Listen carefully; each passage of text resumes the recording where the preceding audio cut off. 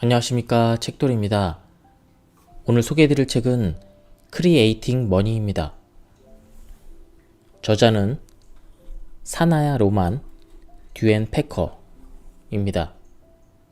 간단하게 저자 소개를 하겠습니다. 사나야 로만은 캘리포니아 대학에서 수학과 사회학을 공부하였다. 인간 내면에 잠재된 상상의 힘과 현실 세계를 연결하여 자신이 지닌 능력을 외부로 확장하는 구현 방법을 체득하였다. 그럼 본문을 바로 보도록 하겠습니다.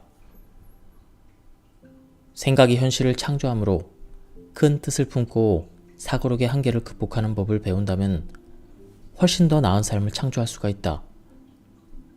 제한을 두지 않는 사고방식은 창조력을 키우고 가능성을 확장하며 기회를 끌어당기고 그 이상을 누릴 수 있도록 돕는다. 생각에 제한이 없으면 자신이 바라는 풍요를 실현했을 때 그 기분을 미리 만끽할 수 있고 그 기분은 풍요를 가져오는 수단이 된다. 원대한 가능성에 마음을 열기 위해 이 같은 비전을 활용하자.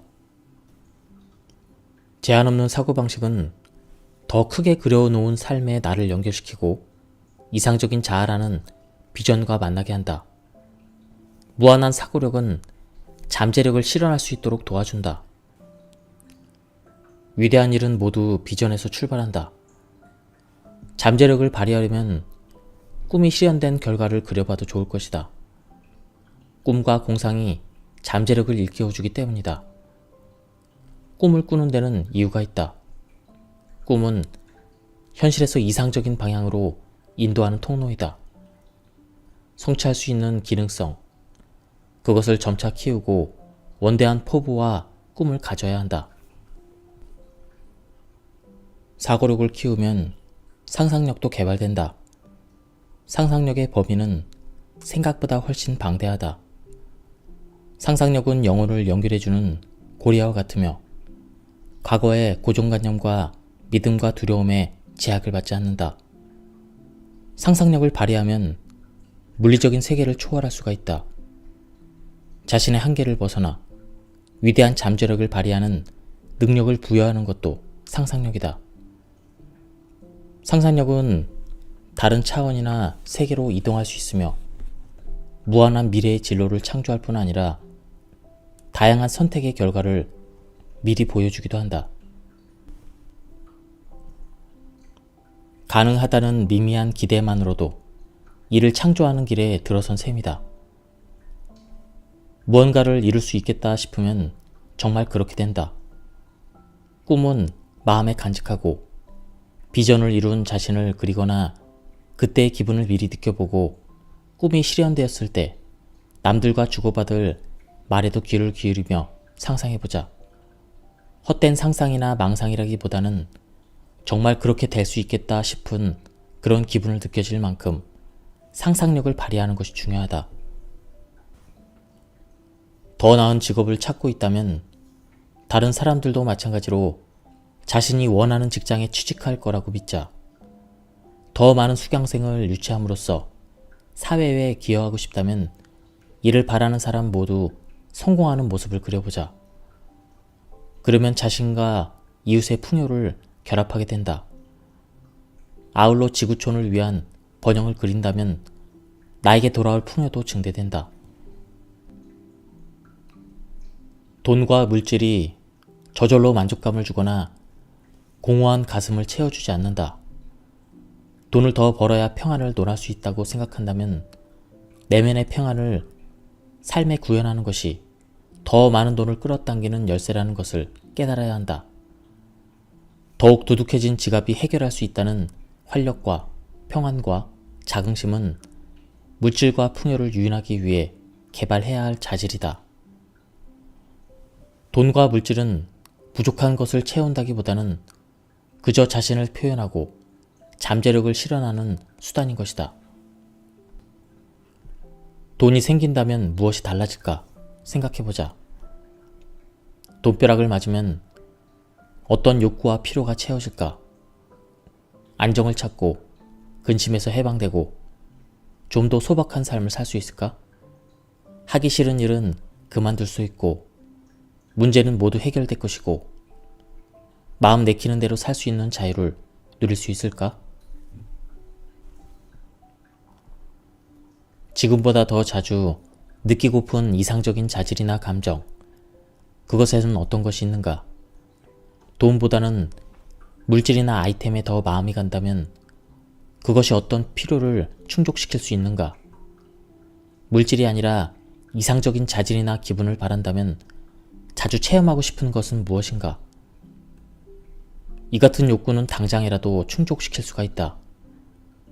창조하고픈 물질이 없어도 잠재력을 실현하면 즐겁고 만족스러운 삶을 누릴 수가 있다. 이상적인 선을 이루는 본질은 자신 안에 있다. 우주는 10억 원을 벌어들인 다음에나 행복을 누릴 거라고 말하지 않는다. 선한 것이라면 무엇이든 지금 가질 수가 있다. 돈으로 무엇을 성취하고 싶은지 자문해 본 다음 그것의 본질을 터득할 수 있는 법도 생각해 보자. 어떤 이는 고난과 문제를 속 시원히 해결해 줄 거라는 생각에 부지런히 돈을 벌기도 한다. 그러나 이 땅에 발을 붙이고 살면서 고난을 피할 수 있는 사람은 없다. 그 앞에서 전전긍긍하기보다는 오히려 이를 타산지석으로 삼는 편이 나을 것이다. 내면의 지혜와 평안을 개발한다면 눈앞에 닥친 문제나 고난은 도리어 성장의 기회로 보이게 마련이다. 그러면 돈으로 해결하는 것보다 훨씬 쉽게 고난을 이길 수가 있다.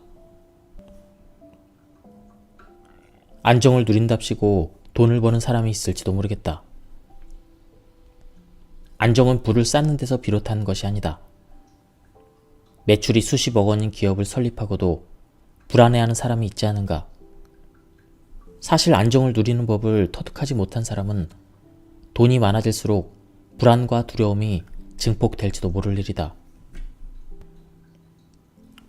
돈이 가져다 줄 거라고 믿는 이상적인 자질을 구현하고 말과 행동 및 존재로서 이를 세상에 발산한다면 돈과 물질을 끌어당기게 될 것이다. 이상적인 자질을 개발한다면 그와 동조하는 것은 무엇이든 유인할 수가 있다. 돈뿐만 아니라 새로운 차원으로 성장한 자신을 표현하는 것은 모두 끌려올 것이다. 마음에 두었을성 싶은 것은 물론 무언가가 필요하다는 사실을 깨닫기도 전에 찾아올 것이다.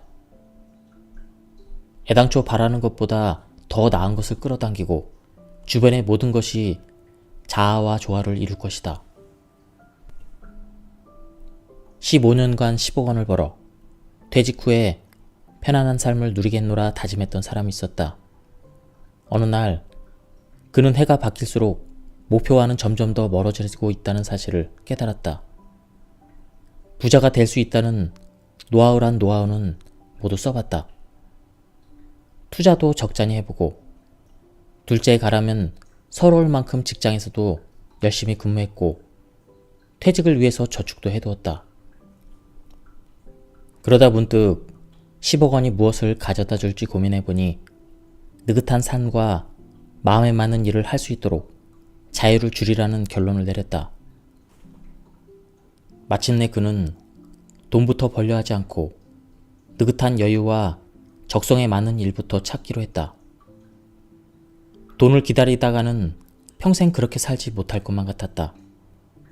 잠시나마 여유가 생겨 막상 좋은 일을 하려고 하면 온갖 책임과 의무가 그를 막아섰기 때문이다.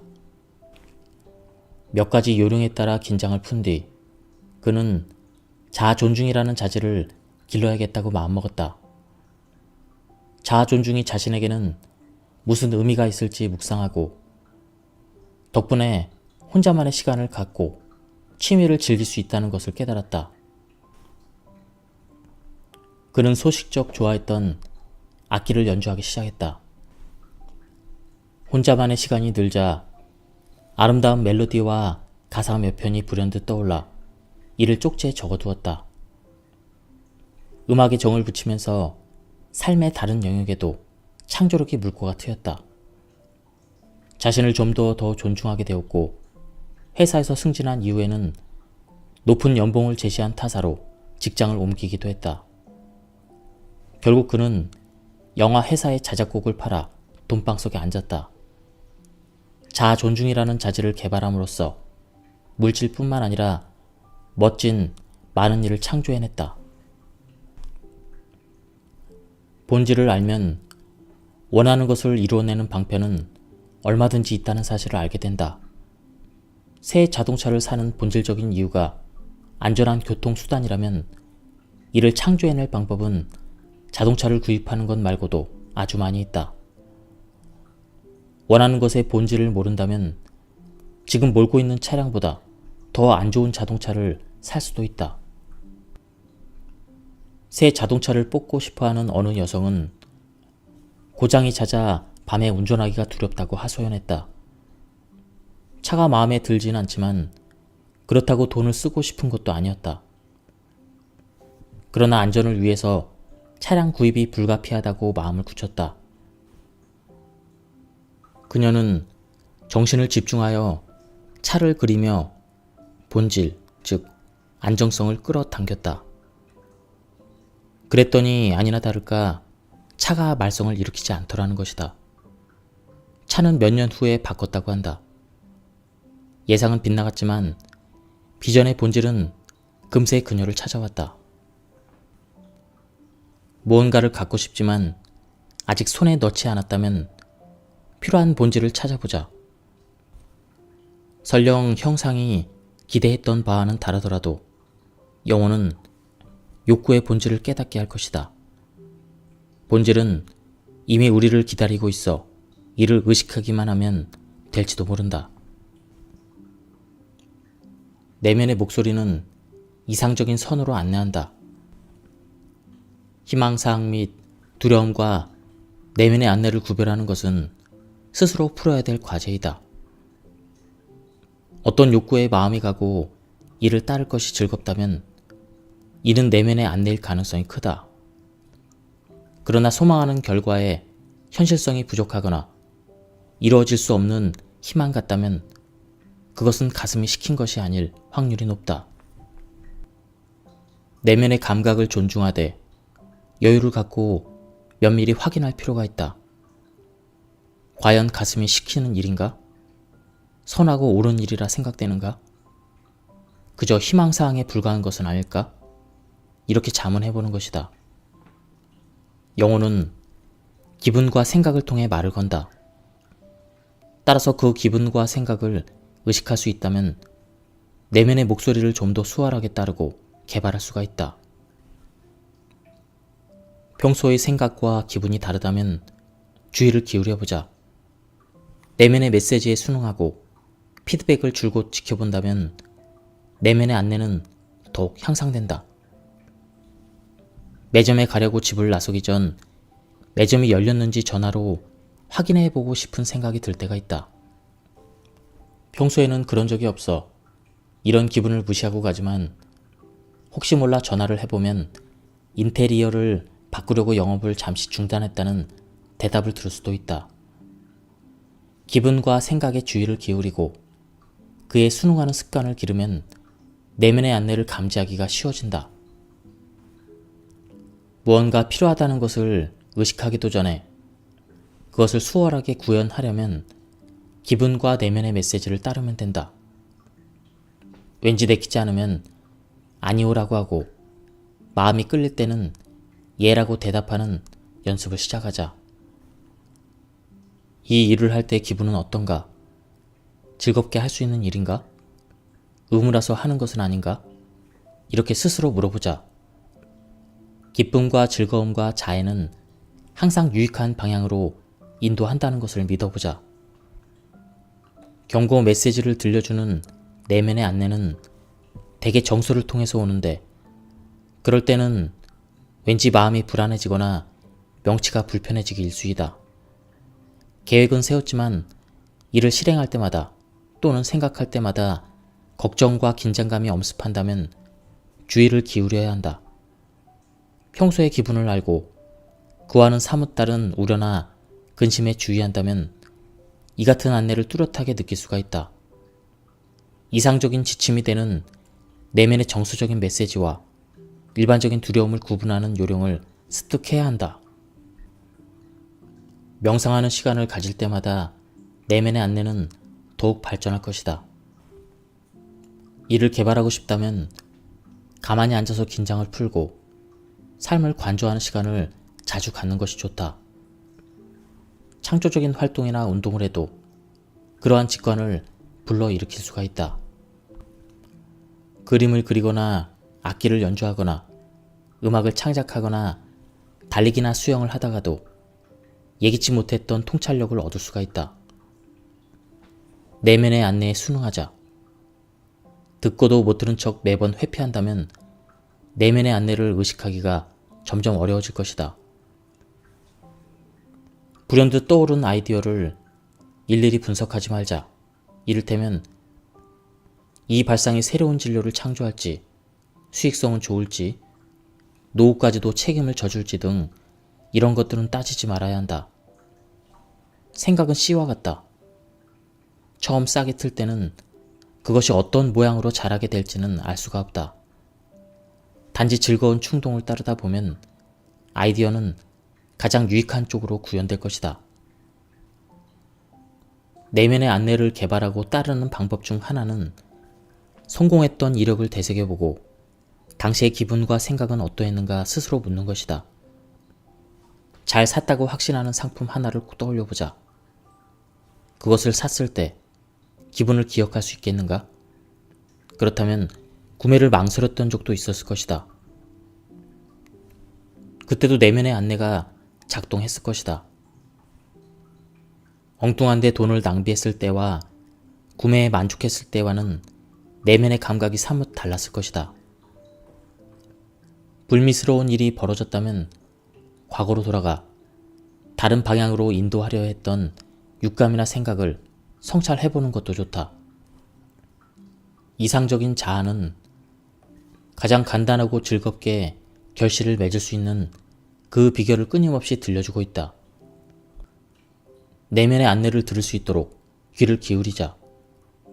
본격적인 행동에 앞서 생각과 육감에 주의를 기울이는 습관을 키우자. 미묘한 변화에 민감하게 반응하도록 평소의 생각과 기분에 익숙해져야 한다. 그러면 끊임없이 듣고 있는 내면의 안내 방송을 의식할 수 있을 것이다. 반감이나 부담감 혹은 주저하는 마음이 지속된다면 그것은 최선의 진로를 따르지 않고 있다는 방증이다. 내면의 이상적인 자아는 바람직한 순로에 순응할 때 즐거움을 선사하지만 그렇지 않을 때는 반감이나 부담감을 느끼게 한다. 의무 리스트에 따라 무언가를 해야 한다며 자신을 강요한다면 내면의 목소리를 듣지 않고 있다는 이야기다. 영어는 이것을 하지 않으면 큰 코 다칠 거야. 그러니 반드시 해야 돼. 이렇게 다그치는 법이 거의 없다. 대신 이렇게 하면 기분이 좋아지지 않을까? 저렇게 하면 흐뭇해질 것 같은데? 좀 더 욕심을 내면 어떨까? 이렇게 물을 것이다. 거창한 프로젝트를 처리하기보다는 자신부터 존중할 수 있는 소박한 일부터 시작해보자. 자신을 위해 하고픈 일 중 조금은 사치스럽지만 성장에 도움이 될 법한 것을 그려보자. 이를테면 온수 목욕도 괜찮고 화단에 심을 꽃을 사거나 자신을 위해서 매일 30분씩 투자하는 것도 좋을 것이다. 자기 개발에 보탬이 되는 활동에 시간을 쪼개면 무의식은 목표를 이룰 만한 가치가 있다는 사실을 각인시킨다.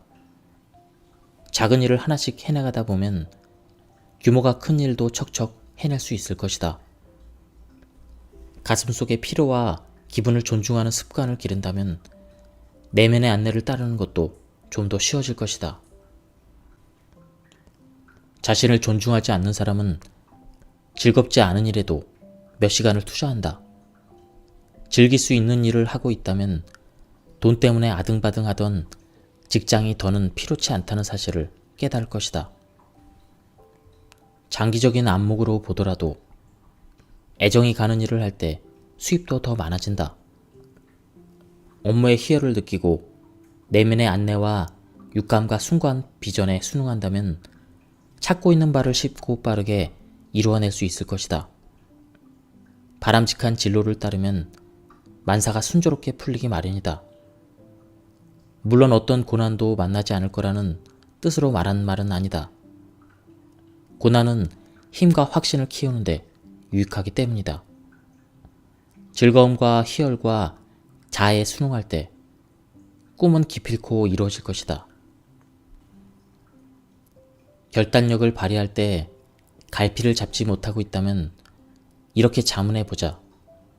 어떤 결정도 나쁘지 않다면 어느 편이 가장 만족스러울까? 가슴이 좋아한다고 말할성 싶은 그것은 어느 편인가? 이렇게 자신에게 물어보자. 그러고 나서 가장 마음에 드는 대안을 선택하면 된다.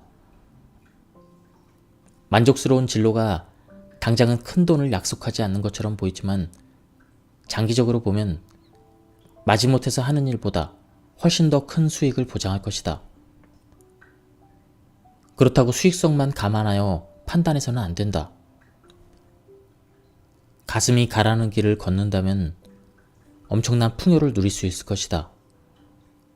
어떤 길을 선택해도 만족스럽다면 가장 합리적이고 실용적인 결정은 무엇인가? 최선의 방편은 실용성을 배제하지 않는다.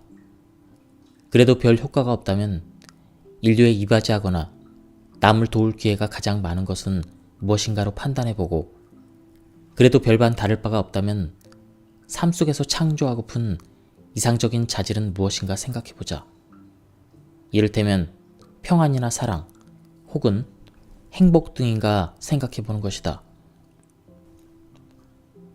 이 같은 자질을 충분히 표현해낼 수 있는 길은 무엇인지 판단해야 한다. 여유를 갖고 철저히 심사숙고하지 않은 채 성급한 결정을 내리는 것은 현명한 처사가 아니다. 그래도 급한 상황이라면 각 손에 한 가지 방편을 쥐고 있다고 치고 좀 더 이상적인 것을 쥔 손이 스스로 올라가는 모습을 상상해보자. 자신이 할 수 있는 영역을 계속 넓히고 체력과 비전을 가진 데 감사하고 자신을 사랑하는 마음을 갖자. 더불어 자신은 이미 성공한 사람이라는 점을 되새기자. 성공의 기쁨은 목표를 실현해야만 누릴 수 있는 것이 아니라 당장이라도 만끽할 수가 있다. 지금껏 이루어낸 자신의 공로를 인식하자. 성공이란 지금 이 순간 성공을 누리는 데서 오는 것이지 미래에 원하는 대상을 성취했을 때래야 느낄 수 있는 것이 아니다. 거액을 손에 쥔다고 해서 성공한 기분이 드는 것은 아니다. 갑부도 자신에게 감사하지 않고 내면의 평안을 누리지 못하면 스스로 성공했다고 자부할 수 없다. 은행계좌 잔고가 얼마이며 어떤 집에 살며 어떤 차를 타고 다니느냐로 성공을 가늠할 수는 없다. 성공의 정의는 이상적인 자아의 목표를 성취하는 데까지 확대되어야 마땅하다. 진정한 성공이란 적당한 경제적인 여유를 갖고 인습이나 부정적인 발상을 바꿀 수 있으며 두려움에서 자유롭고 애착이 가는 일을 하며 자신의 역량을 발견하고 개발하는 것을 의미한다. 이상적인 자아의 시각에서 볼 때 성공은 무언가가 부족할 때 이를 창조할 수 있고 타인에게 보탬이 되며 자신과 이웃을 사랑하고 존중하는 것이다. 타인을 판단할 때도 경제적인 부를 성공의 잣대로 삼지 말아야 한다. 그보다는 삶의 질과 만족도가 기준이 되어야 옳다. 자신을 뒤로 물러서게 하는 신념을 찾아내서 이를 버리고 새로운 신념을 창조해야 한다. 조용히 앉아서 눈을 감은 뒤에 빛이 자신의 주변을 둘러싸고 있다고 느껴보자. 그리고 머릿속 게시판에 나는 돈을 벌 자격이 없다라고 글을 쓰여 있다고 상상하자. 글자를 하나씩 지워나가되 지운 자리에는 나는 돈을 벌 자격이 있다라고 큼지막하게 채워 쓴다. 신념을 더욱 확실히 심으려면 혼잣말로 되뇌어보고 집이든 직장이든 잘 보이는 곳에 써 붙여두는 것도 좋은 방법이다. 돈 버는 일이 어렵다고 믿는다면 그보다 더 쉬운 일이 없다고 상상하는 것이다. 영상은 상상력을 발휘하여 최대한 실감나게 연출해보자. 긍정적인 신념을 마음에 담으면 그에 따른 현실을 경험하게 된다. 소소한 일이라도 매일 새로운 신념을 불러일으킬 수 있다는 것을 하자. 멋진 아이템을 쓸 자격이 없다며 낙심했다면 마음에 드는 아이템을 사보는 것도 좋다. 그러면 전과는 다른 신념과 기분이 솟구친다는 사실을 깨닫게 될 것이다. 몸에서 에너지의 흐름이 신통치 않을 때가 있다. 건강하지 못하다거나 마음만큼 열정을 발휘하지 못하고 있다면 내면의 소욕과 교감하여 에너지를 늘리는 일부터 시작해야 한다. 몸은 원하는 바를 항상 자신에게 알린다. 몸이 속삭이는 음성이 들리는가? 조금만 더 쉬고 싶다거나 자연과 함께 있고 싶어 할 수도 있다. 운동을 하고 싶다거나 식습관을 바꿔야 할지도 모른다. 내면에서 들려오는 소리에 귀를 기울이고 그에 순응한다면 더 많은 에너지와 건강을 얻을 것이다. 몸에 좀 더 많은 에너지가 원활히 흐르면 돈도 덩달아 유입된다. 잠시 자신의 몸을 살펴보자. 어딘가 꽉 막혀있는 듯한 곳이 있는가? 내면은 무언가를 줄기차게 요구하는데 스스로 묵과하고 있지는 않은가? 감정이 막혀있다는 기분이 들 때도 있다. 누군가에게 화가 났거나 감정이 억압되어 있는 경우 그런 감정은 솔직히 털어놓음으로써 응어리를 풀면 된다. 내면의 소욕에 귀를 기울여보자. 자신의 감정을 경청하고 존중하며 그에 순응하자. 대인관계를 되짚어보자. 불공정한 왕래가 있었는가? 에너지를 후히 퍼줬는데 쥐꼬리만큼 돌아온 적이 없는가? 베풀기보다는 받으려고만 하지 않았는가? 막힌 곳을 발견하면 여기에 좀 더 많은 에너지를 투입하려면 어떻게 해야 할지 모색해야 한다. 그리 거창하지 않아도 된다. 친구에게 꼭 필요한 말을 건네는 것처럼 간단한 일도 괜찮다.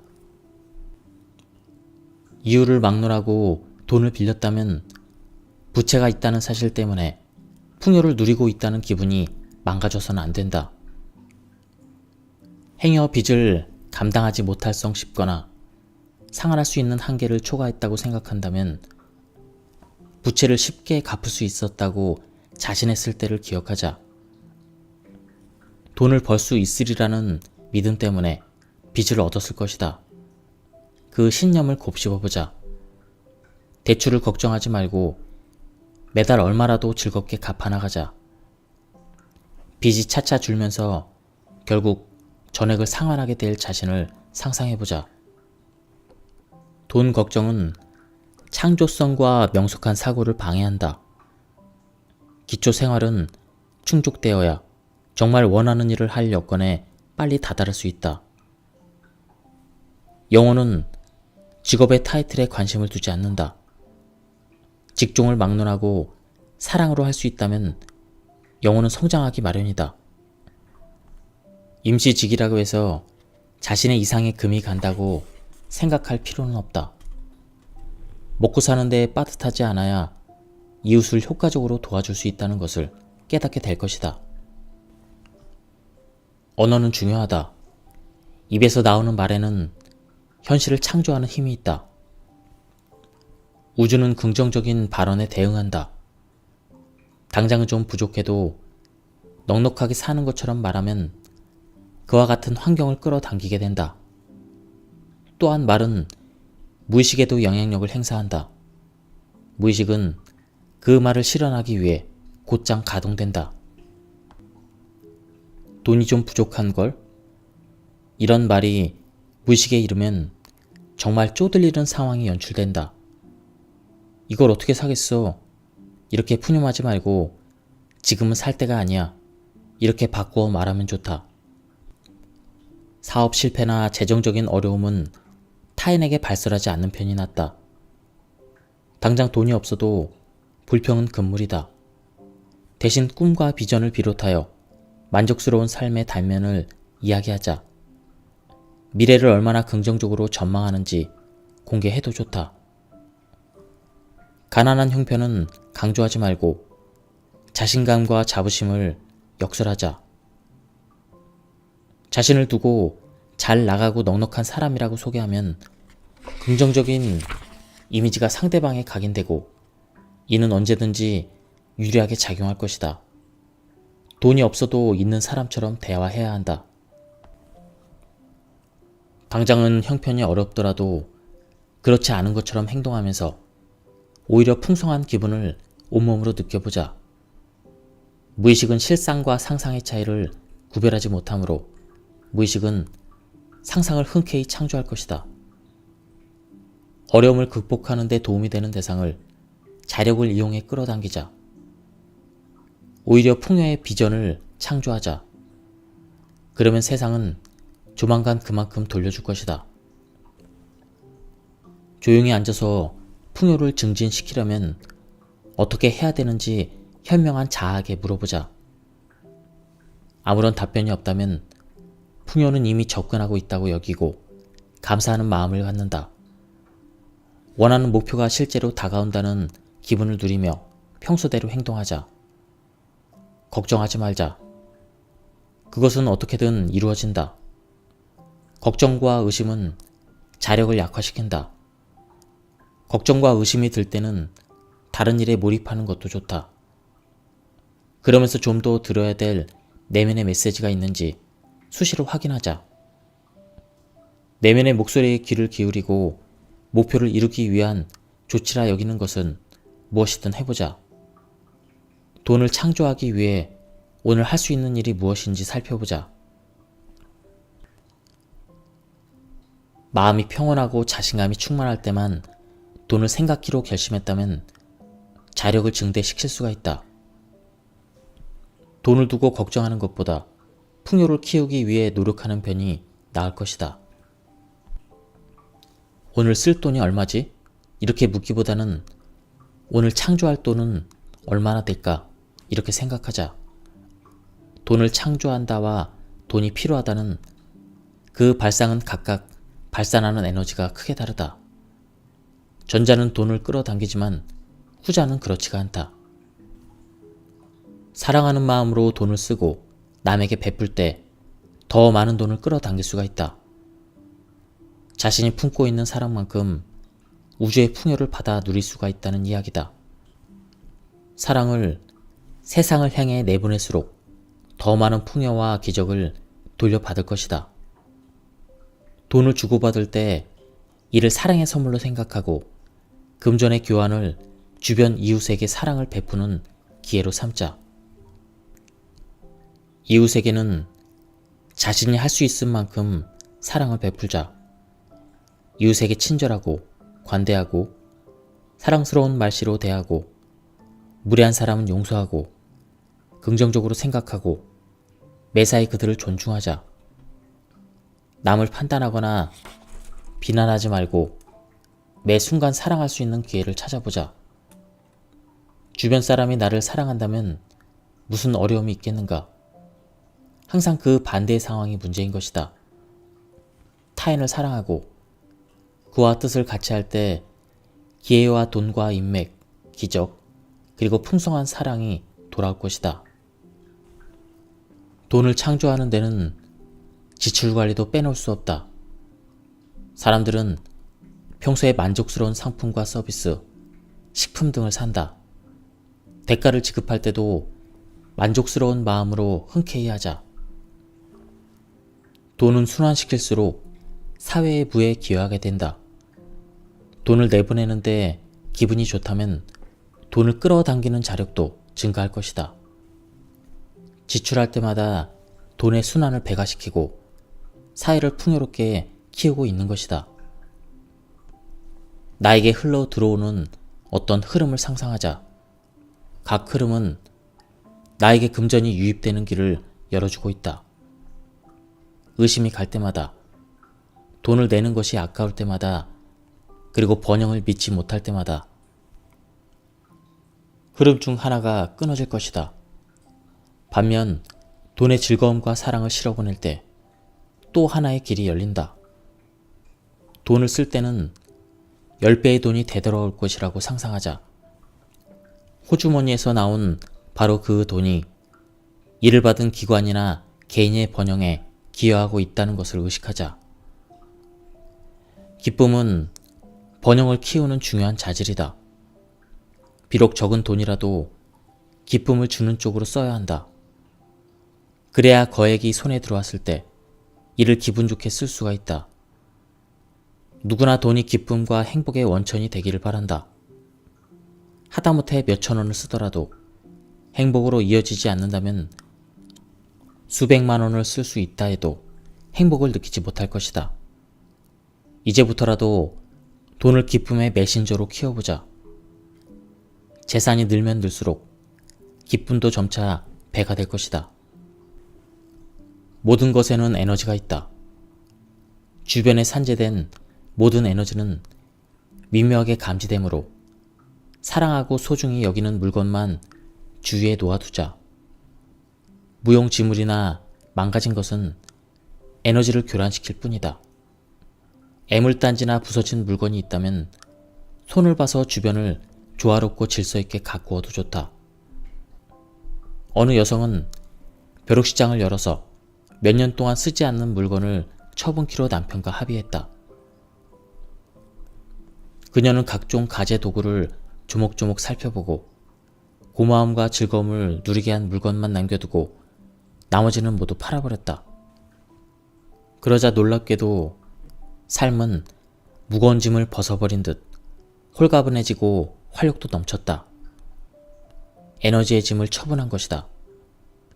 그뿐 아니라 사고방식도 긍정적으로 달라졌다.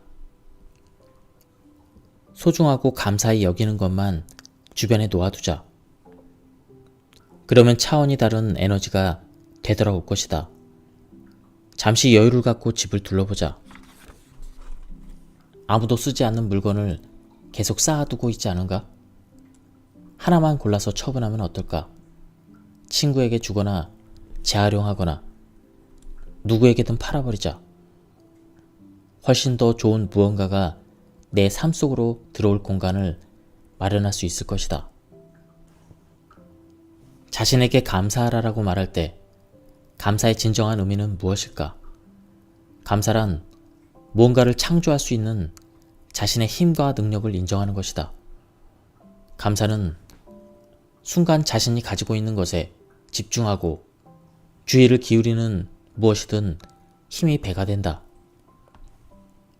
감사는 우주가 얼마나 풍요로운지 일깨워주며 그 풍요로운 흐름을 믿을 수 있게 해준다. 또한 감사는 자신에게 돈과 풍요를 끌어당기는 마음의 상태를 일컫기도 한다. 무의식을 어린아이라고 치자. 아이가 칭찬을 받을 때 어떻게 반응하는지 본 적이 있는가? 칭찬을 받으면 기쁨으로 얼굴이 환해지고 눈이 반짝인다. 스스로에게 감사할 때마다 내면의 어린이는 기쁨으로 밝아지고 자신을 위해 더 많은 것을 하고 싶어 한다. 그러나 겨우 이 정도밖에 못하니? 아직도 멀었네. 이렇게 타박한다면 아이는 실망할 것이다. 이때 무의식은 꾸중을 들은 어린아이처럼 자신감과 용기를 잃는다. 자신과 우주에게 감사한다는 것은 내면의 어린이가 더 좋은 것을 풍성히 가져다 주도록 격려하는 것과 같다. 감사는 태도로 표출된다. 태도는 돈을 끌어당길 수도 있고 밀어낼 수도 있다. 성공한 사업가는 자신을 도운 지인들에게 감사의 편지를 쓰거나 선물을 보낸다. 자신의 풍요에 대해서 우주에 감사한다면 풍요를 갑절로 누릴 수 있을 것이다. 자신에게 고맙다라고 말할 때마다 창조력에 대한 확신을 갖게 된다. 우선 일상에서 부딪히는 소소한 일을 두고 감사하자. 지금껏 이룬 공로를 감사하자. 그러면 두려움과 의심을 극복할 수가 있다. 살고 있는 집과 사랑하는 친구, 식탁에 차린 음식 등 당연하다고 치부했던 것에도 고마움을 전하자. 지금 가진 것이 부족하다고 폄하하지 말고 감사하자. 타인에게 무언가를 베풀 때 미련을 갖는 경우가 적지 않다. 선물은 묻지도 따지지도 말고 주어야 한다. 미련이 있으면 풍요의 흐름을 차단해버리기 때문이다. 입던 옷을 남에게 주고 나서 후회하거나 내가 그냥 입을 걸 이렇게 푸념을 늘어놓는다면 새로운 옷이 오는 것을 막을지도 모른다. 옷을 진정으로 놓아버리지 않았기 때문이다. 꺼리낌 없이 주자. 그럴수록 돈도 쉽게 끌어당길 수 있을 것이다. 최선을 다하려는 마음가짐이야말로 고객이나 경영자에게 줄 수 있는 최고의 선물이다. 협력과 사랑의 정신으로 일하자. 에너지를 쏟고 업무에 헌신할 때 좀 더 많은 수익을 창출할 수가 있다. 잔머리를 굴리고 직무의 가치를 무시하거나 그의 반감을 드러내거나 입에 풀칠할 만큼만 일하는 것은 바람직하지 않다. 최선을 다해서 남을 섬기면 풍요와 기쁨이 넘친다.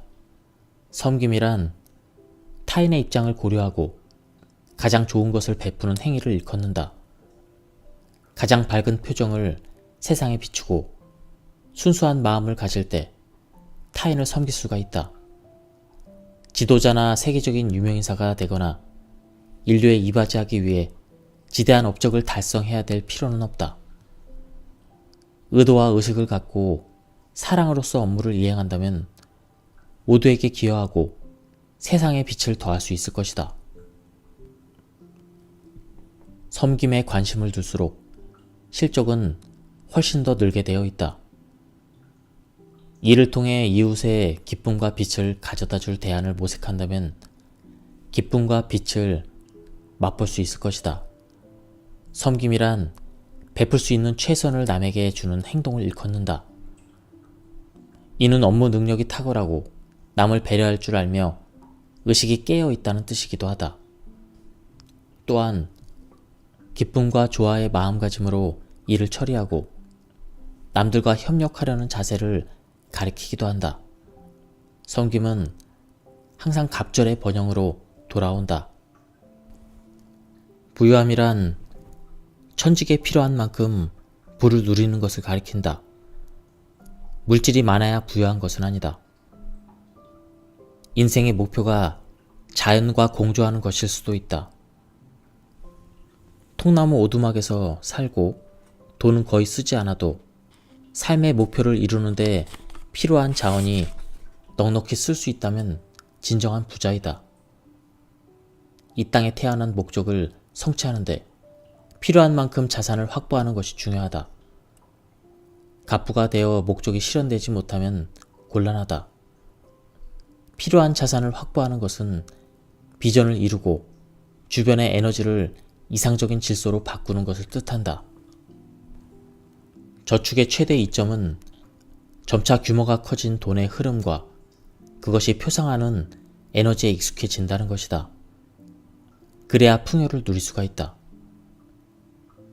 저축을 생활화하면 점점 더 큰 돈에 익숙해져서 자금의 흐름을 능숙하게 관리할 수가 있다. 새로운 흐름에 친숙해진다면 목돈이 드는 물건도 수월하게 끌어당기거나 저축한 돈에 손을 대지 않고도 다른 수입원에서 돈을 얻을 수도 있다. 돈을 원하는 만큼 끌어당기지 못할지라도 저축은 든든한 안전망이 되어줄 것이다. 지금까지 이 책에 대한 리뷰를 모두 마쳤습니다. 이 책은 끌어당김의 법칙에 대한 책 중에서는 비슷한 내용도 있었지만 이 책 나름대로의 독특한 내용이 많이 있었습니다. 그리고 실생활에서 적용해 볼 수 있는 내용이 많이 있었습니다. 한번 구해서 읽어보실 것을 추천드립니다. 예, 여기서 리뷰를 마치도록 하겠습니다. 감사합니다.